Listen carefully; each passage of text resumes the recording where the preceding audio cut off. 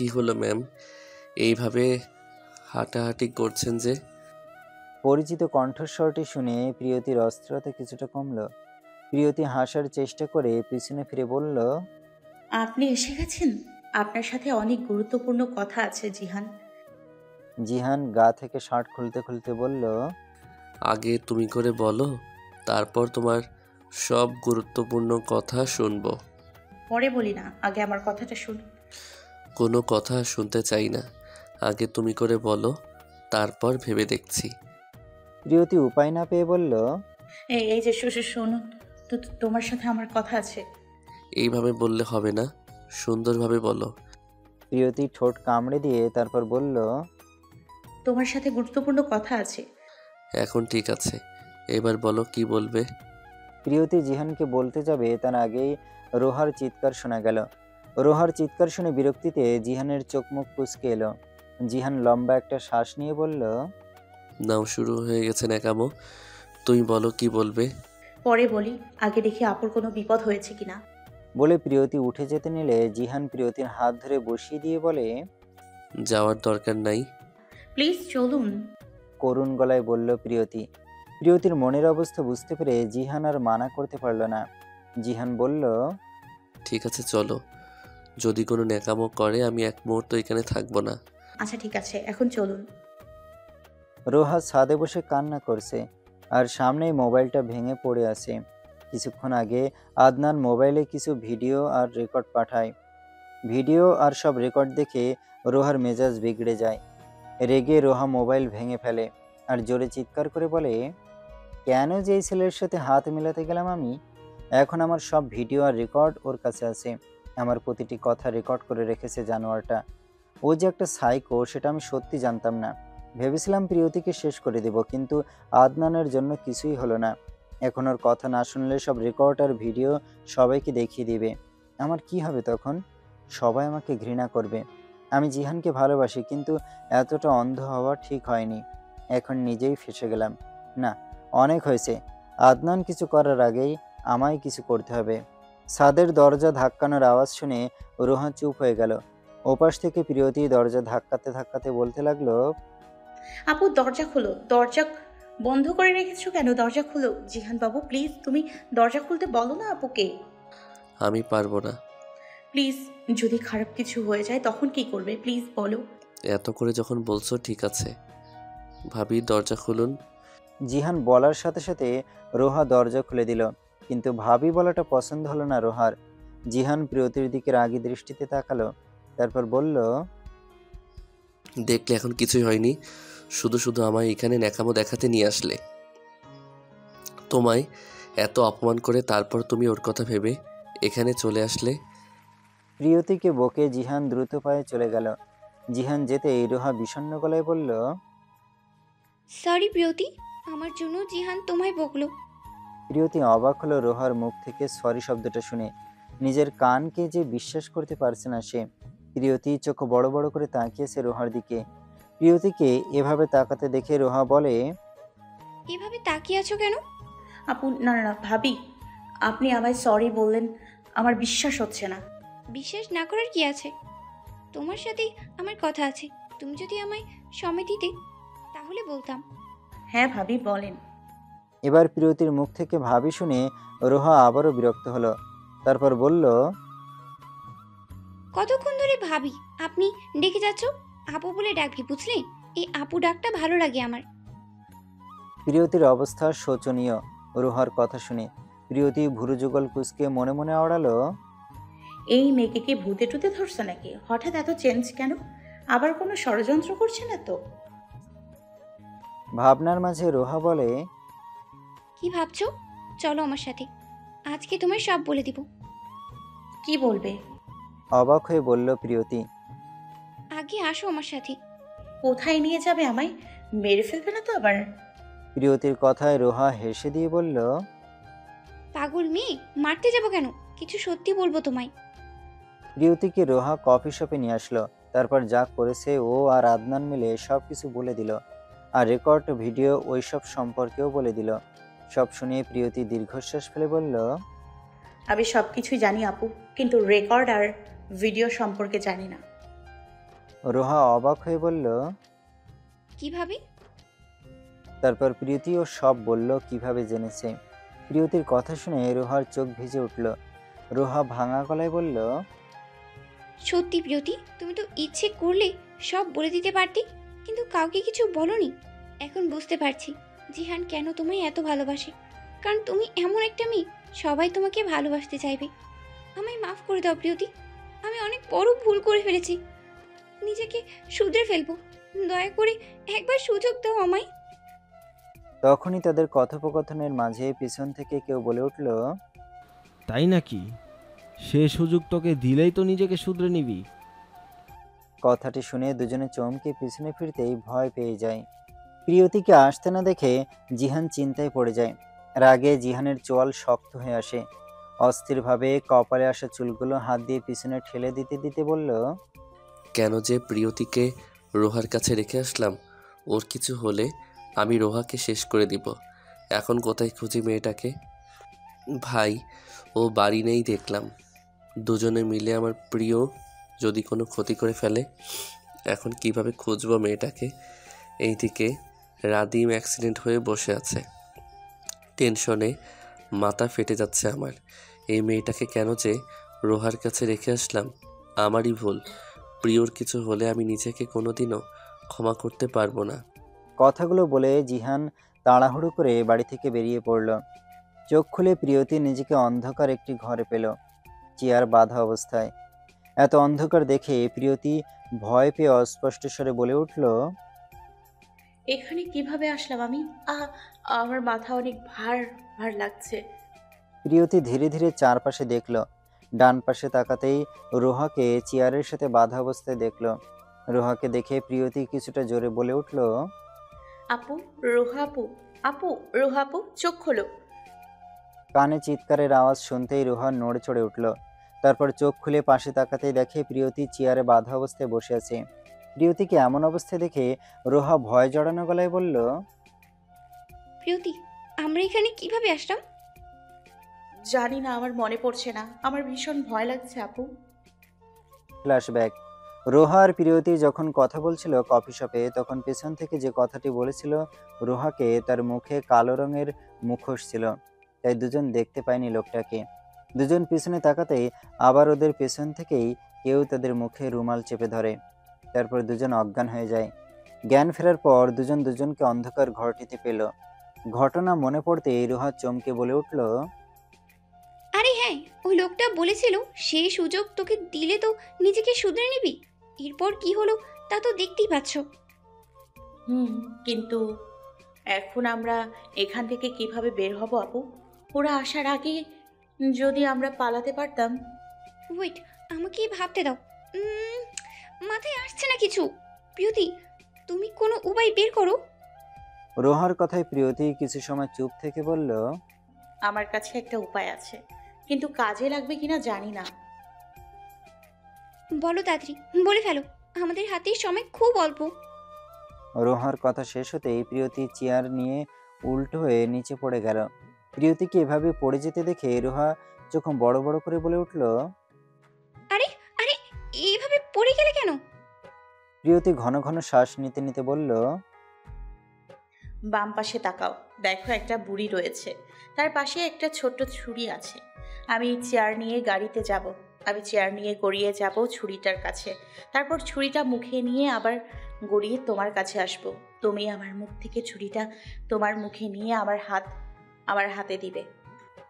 কথাগুলো বলে প্রিয়তি চেয়ার নিয়ে গড়িয়ে গড়িয়ে ঝুড়ির কাছে আসলো। অনেক ব্যথা সহ্য করে এত দূর পর্যন্ত আসলো বেচারি। তারপর অনেক কষ্টে দাঁত দিয়ে ছুরিটাকে কামড়ে ধরে আবার গড়িয়ে গড়িয়ে রোহার কাছে আসলো। প্রিয়তি যা বলল রোহা তাই করলো। রোহা প্রিয়তির হাতের ছুরিটি দিল। প্রিয়তি অনেক কষ্টে অনেক সময় নিয়ে হাতে থাকা মোটা দড়িটি কাটল। অবশেষে নিজের হাতের বাঁধন খুলে প্রিয়তি রোহার বাঁধনও খুলে দিল। বাঁধন খুলতেই রোহা চেয়ার থেকে উঠে প্রিয়তিকে জড়িয়ে ধরল। তারপর বলল, ধন্যবাদ বোন, তোর বুদ্ধি কাজে না লাগলে আমরা বাঁচতে পারতাম কিনা জানি না। তুমি আমায় বোন বললে? বোন কথাটি শুনে প্রিয়তির চোখ ভিজে ওঠে। এমতাবস্থায় প্রিয়তি কিছুটা শব্দ করে কান্না করে দেয়। এই কথাটি শুনে প্রিয়তির অবস্থা দেখে রোহা হাসলো। তারপর প্রিয়তির মাথায় হাত বুলিয়ে দিয়ে বলল, এই পাগলি, কান্না করিস না। আজ থেকে তুই আমার ছোট বোন, আর আজ থেকে তোকে আমি তুই করে বলবো। প্রিয়তি কিছু না বলে রোহাকে জড়িয়ে ধরে কাঁদতে থাকে। কিছু সময় এমনভাবে যাওয়ার পর রোহা বলল, প্রিয়তি, আমাদের দুজনকে বের হতে হবে এখান থেকে। চল, পরে না হয় দুজন দুজনকে ধরে কান্নাকাটি করব। রোহার কথা শুনে প্রিয়তি হেসে দিল। তারপর কাপড়ের আঁচল দিয়ে চোখ মুছতে মুছতে বলল, ঠিক আছে চলো। যাওয়ার আগে প্রিয়তি ঘরের বাম পাশে দুটো মোটা লাঠি দেখতে পেয়ে লাঠি দুটো সাথে করে নিয়ে নিল। একটি লাঠি রোহার দিকে বাড়িয়ে দিয়ে বলল, আপু একটা লাঠি তোমার কাছে রাখো, কাজে লাগবে। হুম, তুই ঠিক বলেছিস। তোর মাথায় এত বুদ্ধি কোথা থেকে আসছে রে প্রিয়তি? কথার মাঝে প্রিয়তি সাবধানী গলায় বলে উঠল, চুপ করো, মনে হচ্ছে সামনে কেউ আছে। প্রিয়তির কথায় রোহা মাথা নাড়ালো। তারপর দুজন আওয়াজ ছাড়া হাঁটছে, যেন কেউ শুনতে না পায়। সামনে যেতেই দেখতে পেল একজন লম্বা মোটা লোক হাতে রিভলভার নিয়ে দাঁড়িয়ে আছে। লোকটা তাদের পিছ দিয়ে দাঁড়িয়ে আছে। এই সুযোগে প্রিয়তি লোকটার মাথায় আঘাত করলো, আর রোহা মুখে কাপড় বেঁধে দিল, যেন লোকটার আওয়াজ অন্য লোকগুলো শুনতে না পায়। কাজ শেষে লোকটাকে সাইড করে দুজন আবার সামনে এগোতে লাগলো। এমতাবস্থায় ডান দিকে মাথা ঘোরাতেই মোটামুটি একটা বড় জানালা দেখতে পেল প্রিয়তি।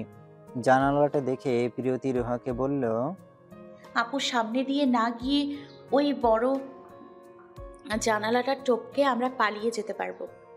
আমার ভয় লাগছে, যদি হাত পা ভেঙে যায়। কিছু হবে না, আমি আছি তো। আগে তুমি নামবে, তারপর আমি। চলো। রোহা ভীতু কণ্ঠে বলে। ওকে, চল। দুজন জানালার কাছে এসে দাঁড়ালো। রোহা দাঁড়িয়ে আছে ভয়ে ভয়ে।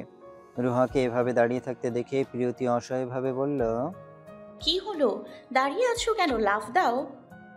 প্রিয়তির কথায় রোহা কান্না করে দিবে এমন অবস্থা। রোহা কাঁদো কাঁদো হয়ে বলল, ভয় লাগছে আমার। বোঝার চেষ্টা করো আপু, পরে ওরা চলে আসলে আমাদের যদি খারাপ কিছু করে দেয়। প্লিজ আপু, তাড়াতাড়ি করো। প্রিয়তির কথায় ভয়ে ভয়ে মাথা নাড়িয়ে রোহা চোখ বন্ধ করে জানালা দিয়ে দিল লাফ। নিচে পড়ার সাথে সাথে চিৎকারও দিল রোহা। রোহাকে চিৎকার করতে দেখে প্রিয়তি ভয় জড়ানো গলায় বলে উঠল, এটা কি করলে তুমি? চিৎকার দিলে কেন? মনে হচ্ছে এদিকে কেউ আসছে তোমার চিৎকার শুনে। কথা শেষ হতেই প্রিয়তি আর অপেক্ষা না করে লাফিয়ে পড়ল জানালা দিয়ে। দুজন অনেক ব্যথা পেয়েছে জানালা দিয়ে লাফ দিয়ে। প্রিয়তি কোমরে এক হাত রেখে রোহাকে বলল, আপু দৌড়াও, তোমার চিৎকারে ওরা বুঝে গেছে আমরা পালাচ্ছি। ওরা আসার আগে এখান থেকে ভাগতে হবে। ভাগো ভাগো। দুজন প্রাণপণে জঙ্গলের রাস্তা দিয়ে দৌড়াচ্ছে। ওদের দুজনকে যে বাড়িতে আটকে রেখেছিল বাড়িটা জঙ্গলের ভিতরে ছিল। এই জন্যই ওদের দুজনের কাছে ঘরটা অন্ধকার মনে হয়েছিল। দুজন দৌড়াতে দৌড়াতে সামনে রাস্তা পেয়ে গেল। প্রিয়তি হাঁপাতে হাঁপাতে বলে উঠল, আপু রাস্তা এসে গেছে, যদি একটা গাড়ি পেয়ে যেতাম। তখনই গাড়ির শব্দ শুনতে পেল তারা দুজন। প্রিয়তি রাস্তার মাঝে দাঁড়িয়ে হাত দুটো উপরে তুলে লিফট চাচ্ছে। গাড়িটি তাদের সামনে এসে দাঁড়ালো। গাড়িটি থামতেই প্রিয়তি গাড়ির জানালার কাছে এসে জানালায় টোকা দিয়ে বলল, ভাই আমাদের লিফট দেওয়া যাবে? প্রিয়তির কথায় লোকটি গাড়ির জানালা খুলল। জানালা খুলতেই লোকটিকে দেখে দেহে যেন প্রাণ ফিরে আসলো প্রিয়তির। প্রিয়তি লোকটির দিকে তাকিয়ে কাঁপা গলায় বলল, আপনি? গাড়িতে থাকা লোকটি আর কেউ নয়, জিহান। রাগান্বিত দৃষ্টিতে প্রিয়তির দিকে তাকিয়েছে। জিহানের চাহনি দেখে প্রিয়তি শুকনো ঢোক গিলে মনে মনে বলে, আজকে কপালে কয়টা থাপ্পড় আছে আল্লাহই ভালো জানেন। জিহান প্রিয়তির দিক থেকে দৃষ্টি সরিয়ে কিছু না বলে গাড়ির দরজা খুলে দিল। রোহার প্রিয়তি দুজন গাড়ির পিছনের সিটে উঠে বসলো। ওরা বসতেই জিহান গাড়ি স্টার্ট দিল। কয়েক ঘন্টা যাওয়ার পর গাড়ি খান বাড়ির সামনে থামলো। গাড়ি থামতেই প্রিয়তি তাড়াতাড়ি করে গাড়ি থেকে নেমে চলে যেতে নেবে তার আগে জিহান প্রিয়তির হাত ধরে টেনে বাড়ির ভেতরে নিয়ে যায়। আর রোহা ওদের যাওয়ার দিকে তাকিয়ে দীর্ঘশ্বাস ফেলল। জিহানের সামনে ভীতু চেহারা নিয়ে দাঁড়িয়ে আছে প্রিয়তি। জিহান প্রিয়তির ভয় জড়ানো চেহারার দিকে তাকিয়ে রাগী গলায় বলতে লাগলো, কি হলো, জবাব দিচ্ছ না কেন? কোথায় ছিলে তুমি? আর এই অসভ্য মেয়েটার সাথে কোথায় গিয়েছিলে? কত জায়গায় তোমায় খুঁজেছি তুমি জানো? তোমায় না পেয়ে আমার দম বন্ধ হয়ে আসছিল, কিন্তু এইভাবে যে রাস্তায় পাবো তোমাদের কল্পনাও করিনি। এই জায়গাটা কিভাবে চিনো তোমরা? বলো, উত্তর দাও। জিহানের ধমক খেয়ে প্রিয়তি বাধ্য হয়ে সব বলে দিল জিহানকে। প্রিয়তি সব কথা শুনে আচমকা জিহান প্রিয়তিকে জড়িয়ে ধরে বলতে লাগলো, প্লিজ আর এমন করো না। তোমার কিছু হলে আমি নিজেকে শেষ করে দিব। তুমি আমার নিঃশ্বাসের সাথে মিশে গেছো প্রিয়। জিহানের কথায় প্রিয়তি বলল, ভালোবাসেন আমায়? প্রিয়তির কথা শুনে জিহান তবদা খেয়ে গেল। জিহান প্রিয়তির কথা জবাব দিল না। ধীরে ধীরে বাহুবন্ধন আলগা করল জিহান। নিজের চোখের দৃষ্টি প্রিয়তির কাছ থেকে আড়াল করতে ব্যস্ত হয়ে পড়ল। জিহানকে এমন করতে দেখে প্রিয়তি আবারও বলে উঠল, কি হলো বলুন, ভালোবাসেন আমায়? প্রিয়তির কথা শুনে জিহান এক পলক প্রিয়তির দিকে তাকিয়ে কিছু না বলেই রুম থেকে বেরিয়ে গেল। এদিকে প্রিয়তির টলমল চোখে জিহানের যাওয়ার দিকে তাকিয়ে রইল। প্রিয়তি ভার্সিটি যাওয়ার জন্য তৈরি হয়ে রোহার রুমের সামনে আসলো। তারপর অস্থিরভাবে দরজার বাইরে দাঁড়িয়ে বলে উঠল, আপু হলো তোমার? দেরি হয়ে যাচ্ছে যে। ভেতর থেকে রোহা ওড়না গায়ে জড়াতে জড়াতে জবাব দিল, এই তো আমি তৈরি, চল। জিহান যাবে না? জানি না। অন্যমনস্ক হয়ে বলল প্রিয়তি। প্রিয়তির মলিন মুখখানার দিকে তাকিয়ে রোহা বলে, তোর জামাই আর তুই বলছিস জানিস না? এটা কোনো কথা হলো? এবার প্রিয়তি মন খারাপ করে মাথা নিচু করে কিছুটা কাঁদো কাঁদো হয়ে বলে, আমি সত্যিই জানি না। আচ্ছা ঠিক আছে, চল। রোহা দীর্ঘশ্বাস ছেড়ে বলল, ওদের সমস্যাটা রোহা কিছুটা আঁচ করতে পারছে, তাই আর কথা বাড়ালো না সে। দুজন গেট পেরিয়ে রাস্তায় উঠল। রাস্তায় দাঁড়াতেই রিক্সা পেয়ে গেল। রিক্সাতে উঠে প্রিয়তি কিছু সময় চুপ করে থেকে নিজে থেকেই রোহাকে উদ্দেশ্য করে বলতে শুরু করলো, আপু কালকের ঘটনাটা নিয়ে কিছু ভেবেছো? আমার মনে হচ্ছে এসব আদনানের কাজ, আর কাল থেকে ওকে বাড়িতেও দেখছি না। আমারও তাই মনে হয়। তুই জিহানকে সব জানিয়েছিলি আদনানের ব্যাপারে? বলতে গিয়েই তো এত কিছু হয়ে গেল। কথার মাঝে রিক্সা ভার্সিটির গেটের সামনে এসে থামলো। তাদের কথা বলতে দেখে রিক্সাওয়ালা রিক্সা থেকে নেমে গামছা দিয়ে নিজের ভেজা মুখটা মুছতে মুছতে মিলান গলায় বলে উঠল, আপারা আপনাদের ভার্সিটি চলে আইসে। লোকটার কথায় দুজন হাসার চেষ্টা করে নেমে পড়ল। রিক্সাওয়ালাকে ভাড়া দিয়ে রোহা তারপর দুজন নিজেদের ক্লাসের উদ্দেশ্যে চলে গেল। প্রিয়তি ক্লাসে এসে দেখলো মৃধা মন খারাপ করে বসে আছে টেবিলে। প্রিয়তি ত্রিধার সামনে এসে দাঁড়ালো, তারপর বলল, এখনো রেগে আছিস আমার ওপর? ত্রিধা কিছু না বলে অন্যদিকে মুখ ফিরিয়ে নিল। প্রিয়তি পিছন থেকে ত্রিধাকে জড়িয়ে ধরে সরি বলে আবার কানেও ধরে। প্রিয়তির অসহায় মুখটা দেখে ত্রিধার মনটা নরম হলো। ত্রিধা গলা ফুলিয়ে বলে উঠল, যা, এইবারের মতো তোকে মাফ করে দিলাম। আজকে আমার সাথে আমার শ্বশুর বাড়ি নিয়ে যাব। মানা করবি না। তুই না যেতে চাইলেও তোকে আমি জোর করে নিব। তাই নাকি? জিহান ভাইয়ের সাথে থাকতে থাকতে এখন ভাইয়ের মতনই ডায়লগ মারা শুরু করলি তুই? ত্রিধার কথায় প্রিয়তির দাঁত কপাটে বের করে হাসলো, তারপর বলল, আমি কখন আবার ওনার মতো হলাম? ধর তোকে বললাম তোকে আমার সাথে আমার শ্বশুর বাড়ি যেতে হবে, কিন্তু তুই বলবি না আমি যাব না, আরও অনেক কারণ দেখাবি। তাই আমি কোনো কারণ শুনতেও চাইছি না। আমার সাথে তোকে যেতেই হবে। যেতেই হবে রে প্রিয়, না গেলে হয় না, বাড়িতে কিছু কাজ আছে।